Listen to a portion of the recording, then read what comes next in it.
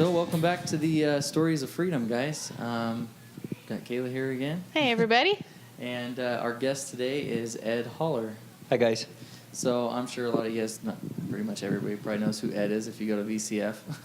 He's been around. So there's a lot of stuff with the youth group and whatnot. So him and Karen, his wife, lead the youth group. So sure many of you guys know who he is.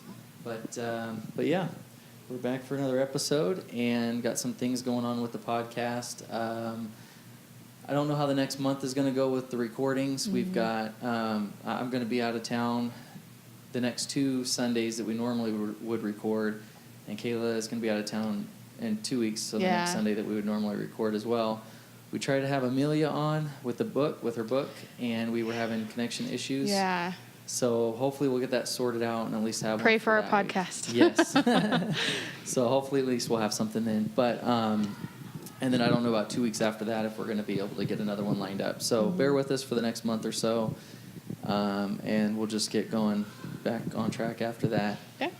Also started up a YouTube page, so I'm putting it together this weekend. It should be ready sometime this week.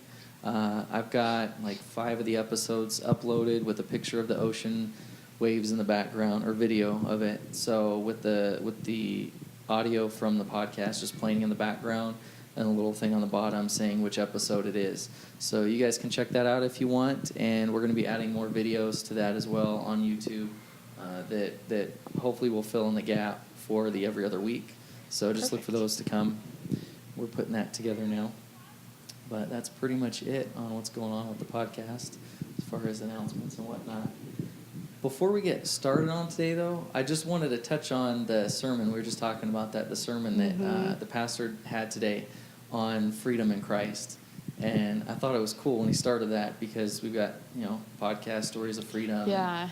We're listening to people's stories of having freedom in Christ. And one thing that he talked about that I just wanted to bring up real quick. First of all, I don't know when that message is going to be online. But when it is, I encourage you to go listen to it. It was really good. Mm-hmm. Talked about what freedom in Christ really is and what it isn't, and I really liked it. But one thing that he brought up that I did want to mention is he talked about the fact that it's very easy to go backwards. Yes. And I know we brought that up, I think, on episode 6. I think that's one we had with Stacy. Yeah. And we talked about how just because you have freedom in Christ doesn't mean that your story ends there. Right. Because it's very easy to get sucked back in. Mm-hmm. And that's actually something that I'm trying I'm trying to prevent right now because of a lot of electrical work that I'm doing for people on the side, and it's getting to the point where I'm working as many hours as I was before. Yeah. And it's just to help people out, but it's starting to consume my life, and that's something that I know I need to work on. So that really spoke to me in that message. It's very easy to find that freedom and then get sucked back into... Yeah. It happens so fast sometimes, too. We were in Colorado for just, a week, but we were so busy that, by the time we got home, I was like, I just feel so spiritually dry because we were so busy. I feel like I didn't have time to get in the Word like I normally do or, do anything else because we're just so busy and just so go, go, go, go, go. So it's so easy to fall back into... fleshly, simple, well, not that it's simple, but just little fleshly things that you wouldn't normally do because you're just so busy, and that's when the enemy just really attacks because you're so caught off guard. Yeah. It's very easy, and it happens quick, and I've noticed it, and, my kids have noticed it that I'm gone a lot again, and it's like I'm trying not to be, and told them once I get done with this last project I'm working on, then I'll tone it down again. I got to learn to say no to people, I guess. So, but anyway, that's just a reminder for everybody as you're listening to these stories. They're good stories. We've heard some really good stories of freedom and people finding that freedom in Christ.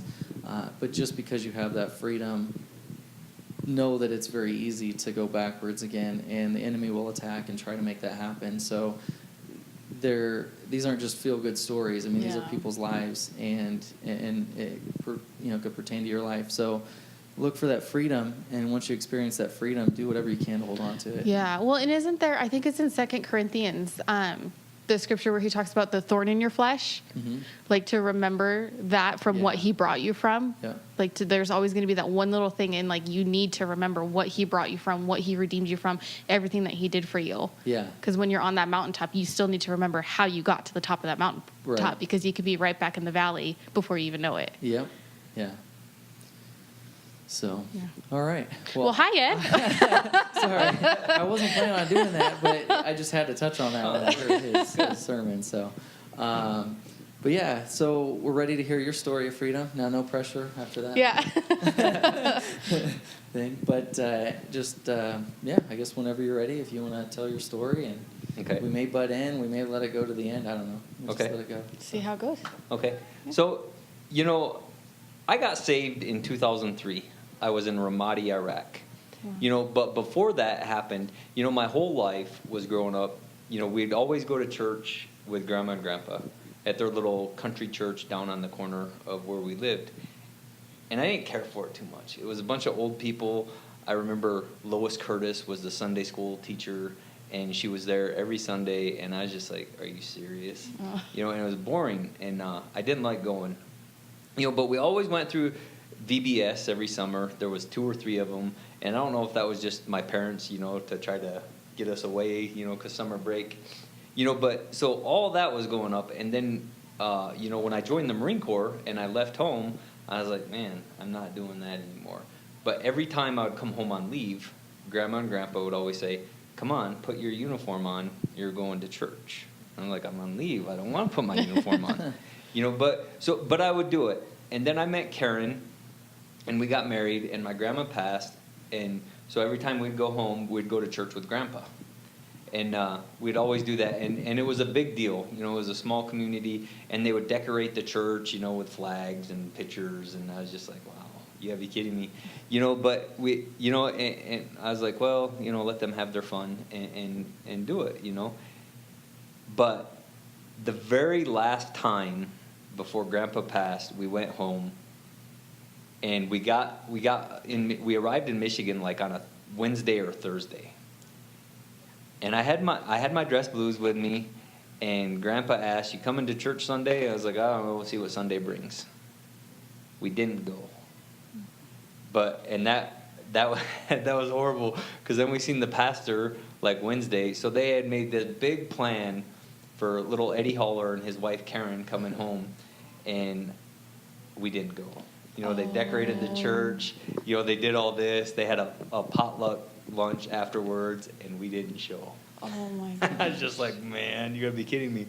You know, so, but that, you know, that went on, you know, and that was all behind. And then when me and Karen, we were living in Colville, California, in military housing, we were stationed in Bridgeport, and Karen worked at the paper here in town, in Gardnerville, and she would always tell me, we should go to that church. That's when VCF was by Ham Dogs at the movie theater there. She goes, we should go to that church. They always have something on the marquee, you know, it's scripture. And I was like, whatever, I ain't going. I'm not going. We're not doing it. I'm not going, you know, whatever. And we left here and we went to San Diego, or Camp Pendleton, California. We lived in San Clemente. And I remember we started going to church down there. And it would be like a Sunday morning. We'd wake up and you'd look one way, and the ocean was right there. We lived a half mile from the ocean, and you could see it from the upstairs bedroom window. And out the other side of the house, you could look out the window, and you could see the Big Bear, you know, the mountains covered in snow. And so Sunday morning would be, well, you want to go to the beach or you want to go snowboarding? Well, I thought we were going to go to church. And then we'd be like, well, let's go snowboarding this weekend. We went to the beach last weekend. You know, and so church, you know, it was never a big thing. But then we started getting ready to go to Iraq. And the pastor of that church that we went to, he was a former Marine, and so he was real big in the community, kind of like Leo is here, only San Clemente is way bigger than this town. You know, so he was always bringing in Marines and getting them to come. And so we're sitting there the weekend before I left. We were sitting there, and he said he wanted to call up everyone. Well, it was the Sunday before I left. I think I left on like a Tuesday or Wednesday. And he said he wanted to call everyone up that was going and pray for them. And I sat in my chair, and Karen nudged me, "Are you going up?" I was like, "Nope, I'm sitting right here." And I stayed there, and all those people went up there, and I was like, wow, look at all those guys. You know, but I didn't go. I stayed in my chair, and he prayed for him, and we left. We were always the last ones in, and we were the first ones out through the donut line.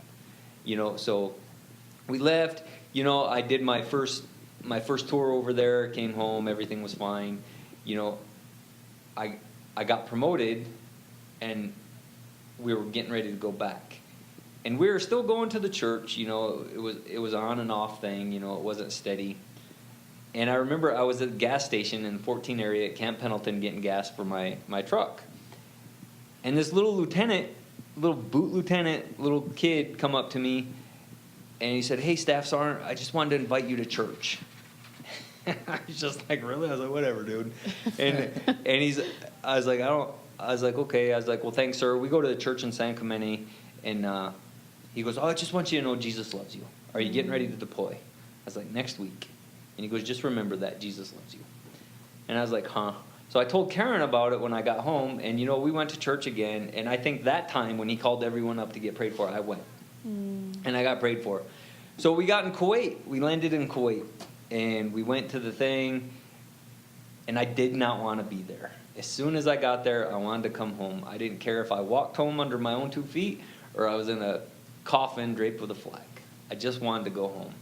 You know, so everything went, and, you know, because the first time the Iraqis were happy to see us, and the second time they didn't want nothing to do with us. Wow. You know, so we did a convoy to Ramadi where we were staying, and it was just, I remember they asked me, "Do you want a rifle?" I was like, "Nope, I got a pistol. I'm good." I didn't want, you know, everyone in the vehicle had a rifle except me. I had a pistol. Oh my gosh. And so we went up there, you know, we got to Ramadi, everything was fine. And then I just started doing stupid stuff. You know, I mean, I was going on all the patrols that I could go on. I was going out, and I was doing dumb stuff. I was standing up when I should have been staying low. But nothing ever happened, you know, and I was like, man, what the heck is going on? You know, and one Sunday morning, we had a morning meeting. We were going to Fallujah that afternoon. That was when everything in Fallujah was happening. I don't know if you guys remember that in 2003. You know, and we were going. So my mind was elsewhere. We had this morning meeting. It was Sunday morning at like 6. I think we were leaving at 4 in the afternoon to head over to Fallujah. It was only about an hour drive or so. It wasn't very long. And, you know, the gunny was asking me, "Hey, Staff Sergeant, what's going on with this? What's going on with this?" And I was like, "You already know, so why are you asking me?" It was wasting my time, I felt. You know, and we got in an argument. And then Staff Sergeant Johnson was this big black guy. The size of one of his hands was like 2 of mine. You know, he was huge. He grabbed me by the shoulder, and he drugged me out, and he goes, "What is your problem?" I was like, "Look," I told him I didn't want to be there. I wanted to go home. I didn't care how. And he goes, "You know what? I'm going to church here in a little bit." He goes, "Come with me." So I went with him, and the Navy chaplain, I don't remember his name, he was a lieutenant commander. We called him Singh. He was a Filipino guy, and he had a strange name, and it kind of sounded like Singh, you know, but it was something. And I remember we're doing that, and he offered, you know, for anyone that wanted to be saved to come up. And the next thing I know, I'm up there, and I'm on my knees, and I'm crying. I'm like, really? I was like, what is going on? You gotta be kidding me. I'm tougher than this. You know, I don't have to do this. And I just got the biggest goosebumps. Oh my gosh. you know, so you know, we're doing that, and I'm praying, and then I talked to some people after, and you know, they gave me some pamphlets, you know, and these are all Marines and Navy. There's no civilians there, you know, so these are all big, tough military people. And, you know, when you're over there and then you see everyone all soft and, you know, people crying, and I'm just like, huh. You know, I was like, wow. So anyway, you know, that stuff went. And then I started thinking, I was like, great, how am I going to tell Karen? Karen grew up Mormon. You know, she grew up in the Mormon church from Winnemucca. And, I didn't know that. Yeah, and, you know, so I was like, how am I going to tell Karen? Well, I'll tell Karen in a letter, because mail takes a while. You know, we had email, you know, we had phones we could call, you know, and I'd call all the time, but I wrote her a letter to tell her this. Well, you know what? So I sent that letter, and about a week later, I got a letter from her, which was really weird because, you know, we're emailing and we're talking on the phone. Well, her letter said the same thing mine did. You know what? I went to the church. Pastor Jim, you know, invited everyone up to get saved. I got saved. Wow. I went and I got baptized in the ocean, blah, blah, blah, blah, blah. Oh, I my joined these home goodness. groups, and I was just like, oh, well, that's cool, you know, because everything's kind of working out cool. So when she gets my letter, she won't be shocked, you know, right? So, and then she got mine, and I called her. Well, I called her, I think, when I got hers, and she goes, I just got your letter, and I'm reading it. And I was like, oh, cool, you know, so everything's good. You know, so, you know, I stopped being so stupid over there, and we came, you know, I got home, and everything was good. And I remember I told God, I want to be a drill instructor. I want to go down to the drill field, and I want to be a drill instructor. I promise I'll do what's right. I'll do the good thing. Mm-hmm. Well, I did. You know, I got down there. I got through school. I went across the street. I was working on the street, and I was a drill instructor, and it was awesome. But I violated the SOP, and I did things I wasn't supposed to do.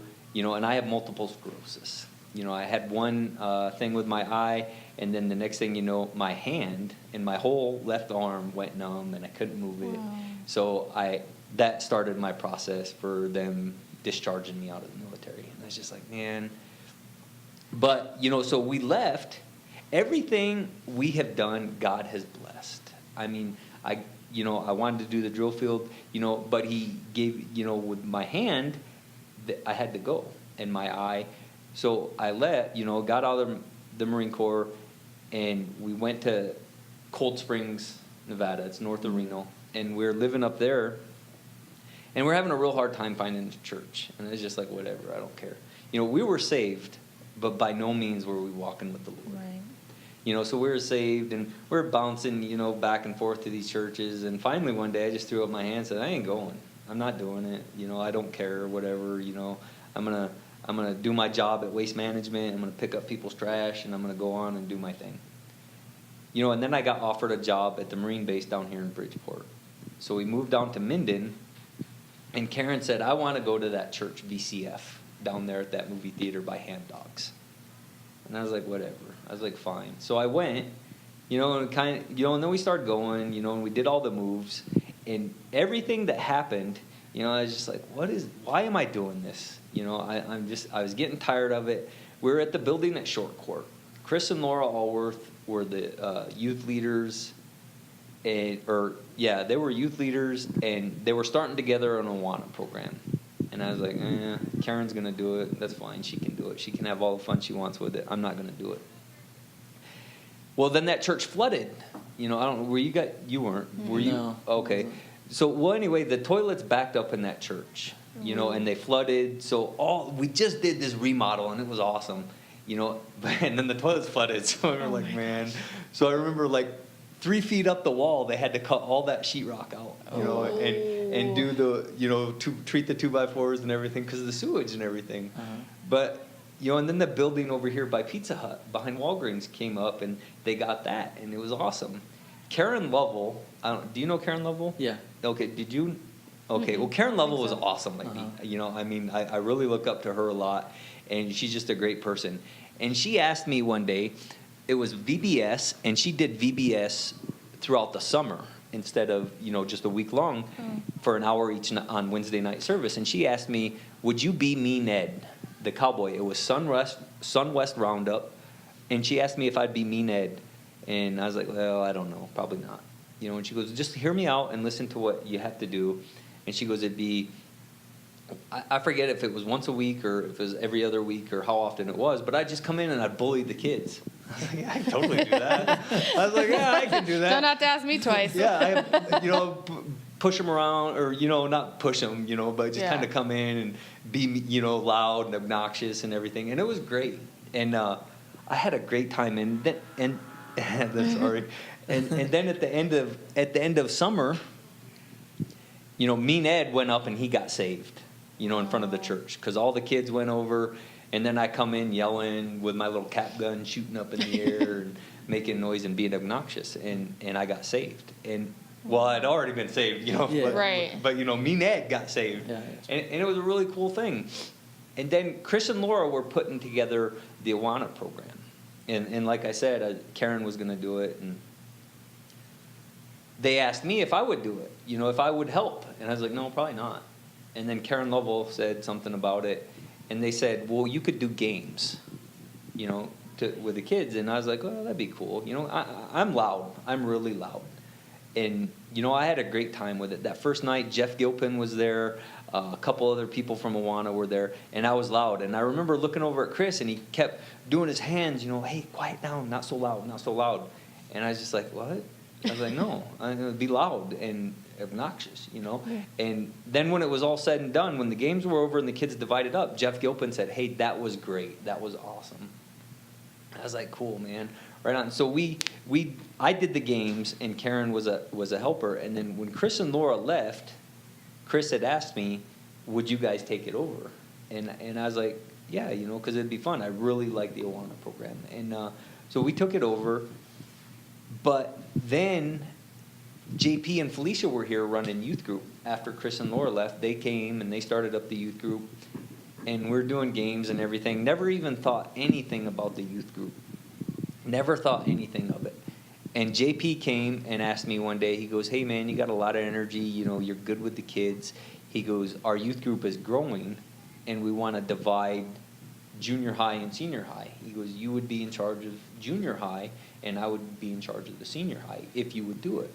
And I was like, man, I don't know. You know, prayed about it, and, you know, I was like, yeah, I think that'd be pretty cool. Well, for whatever reason, those two ended up leaving, and then it was me and Russ over there. And we kept going, and I kept asking Karen, come over with me, come over with me. No, I'm with Awana, I'm staying with Awana. Well, Karen, that's Karen's own story, but, you know, she ended up coming over with us, with the youth. And I always tell the youth, you know, when we're over there with them, I was like, if you guys would have told me however long ago, maybe 5 years, maybe 6 years ago, that I'd be a youth leader in the church, a deacon in the church, I'd be like, yeah, right. I wouldn't, you know, it wouldn't happen.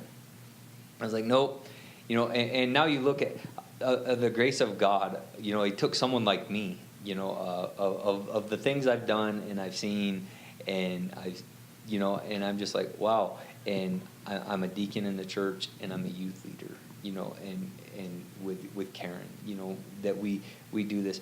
Me and Karen were probably on the verge of divorce, you know, when it first came down here, you know, because I have anger issues, you know, and you know, I started going to Jason Spots at the time was running the group, and I would go to that, and then, you know, Dennis passed, and Jason would stopped doing the group, and the group went away, but I'd gotten a lot better, you know, and it's not as bad as it was. But, you know, back then with the things that happened, you know, I'm just amazed at, you know, that God took me, you know, someone that would, you know, I don't know, you know, well, that would choose snowboarding over church every Sunday, or going to the beach. And I don't even like going to the beach, you know, over going to church, you know.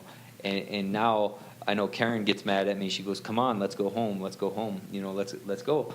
But, you know, that it's like that now, you know, because it used to be me saying, let's go, and now it's her saying, let's go, we've been here long enough, you know. But, you know, yeah, like I say, I always tell the youth that, you know, it's amazing, you know, of the things that whatever they got going on that I've probably been through or experienced to some point. But I know it's completely different, you know, because everyone has one of these, you know, a cell phone, and now you got cyberbullying and all that, you know, and I've never dealt with that. But, you know, I mean, so that's pretty much it, you know. I mean, I came up, you know, like I said, I got saved in 2003. You know, I know a lot of people know the exact date, but to me, when I got saved, I was putting a check in the box. I was like, because look, I'm probably not going to come home from here, so I need to make sure I'm right with God. And so I got saved. So I don't know the exact date. I want to say it was in July of 2003, June or July.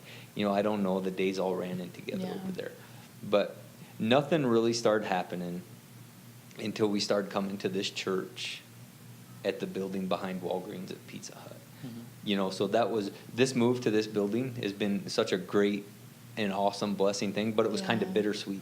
Yeah. You know, because everything happened there.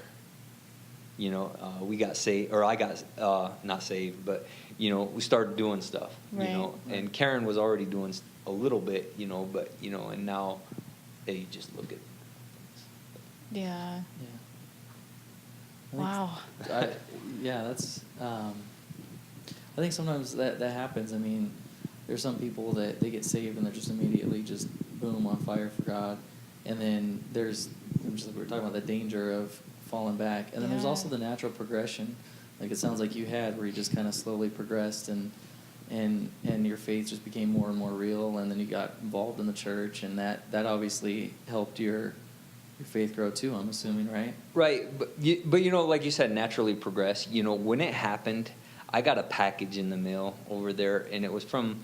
He's my boss now, but at the time he was a guy working at the base, a civilian working there in Bridgeport. You know, and then I had left, and he sent me a care package over there, and in there it had New Testament Marine Bible.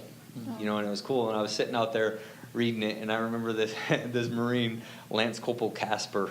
He came out shaking his head at me. And I was like, what are you doing? He goes, never thought I'd see the day. And I was like, never thought you'd see what day. And he took the book out of my hand, that you're sitting here reading this. Oh. And I was just like, huh? You know? Yeah. But I was just like, you know, so, yeah, it is, you know, that natural progression of how things went, you know, and slow and steady, you know. But, you know, I'm glad for it, you know, and I'm just amazed at God's grace, Yeah. you know, for Yes. us all. So thankful for it. I love that you and Karen got saved on completely Yeah. different ends of the country at the same exact time. Yeah, that's it's pretty like, cool. cause like that's fully just one of those things where you can just be like, "Are you kidding me, God? Yeah. Like, are Yeah. you kidding me right now?" Yeah. No, I Oh, thought it's that just was really it's cool. so awesome. Yep. So Karen's family, you know, her parents, you know, her mom and sister were here today. Uh-huh. Yeah, I met her this morning. Yeah, you know, I think they think we're weirdos. No. You know, because we tell them, you know, oh well, we tithe, you know, give money to the church, and we do this, and he goes, what? You know, that's her dad. You know, why you giving your money? Why? What do you mean you're spending time at the church? What do you mean you can't come up this Yeah. weekend? You're helping at the new building. Why? Yeah. You know, it's just, you know, because they're Mormon. You know, well, they grew up in the Mormon, and Right. you know so I don't know.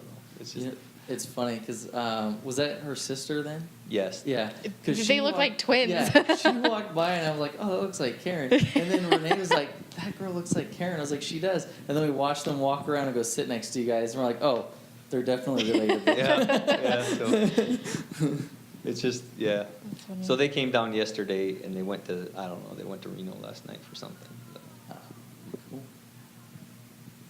Well, I like Awesome. your story, and you know, first of all, thank you for your service. Yes. And what a fitting time to have you on right after 4th of July too. Yeah. You know, because you know, you fought for our freedom, and then Mhm. now, you know, you get to experience.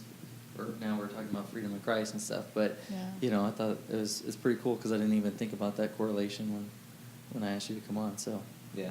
it's a good time. Yeah. I love that you were talking about how, I mean, when you're over there, you see all these Marines and they're big, tough guys. And it makes me think of the men's encounter. I mean, obviously Yes. I didn't go, but Justin was saying like, you see all these, Yeah. like yeah, muscly totally. guys get off the bus. And then the next thing you know, they're crying at the Yeah. altar. And he was Yeah. just like, it's just such a beautiful thing to see, men just like putting their pride at the Lord's feet Yeah. and just surrendering their life. And he's like, obviously you wouldn't understand because you're not a guy, but he's like, but it's pretty cool. Yeah, it is funny because you get the guys and they come in and they look all tough and Yeah. they try to hold it together. And even some of the guys that share their story up there, they talk about how when they first came, they were that. I mean, because you've been in the men's encounter too, Right. and they first come and they're like, we're gonna. I just sat in the back and I was trying to, be tough and Yeah. they're not gonna get to me. And then by the end, I was a wreck. Yeah. Yeah. Just- Yeah. Yeah. Get you. So cool. Awesome. Well, thank you. All right. Okay. Yeah. Well, I guess that's it, guys. So thanks again, Ed, for coming on. Yes, and thank you. Thanks for having me. Yeah. Enjoyed your story, and We'll have to get Karen on here. yeah, we Yeah. will have to get her on. Yeah. So that's what I was thinking the other day. We need to get all the spouses of the people Yeah. that have been on, because I think you and Justin are the only spouses that have Oh, yeah, huh? been on. Yeah, and Renee, she hasn't been on yet either. So. Yeah.